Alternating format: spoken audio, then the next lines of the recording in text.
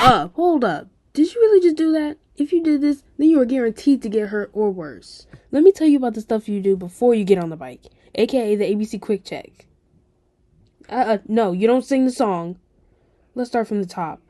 A is for air. Check the air pressure by spinning the wheels and making sure the tires are not worn out.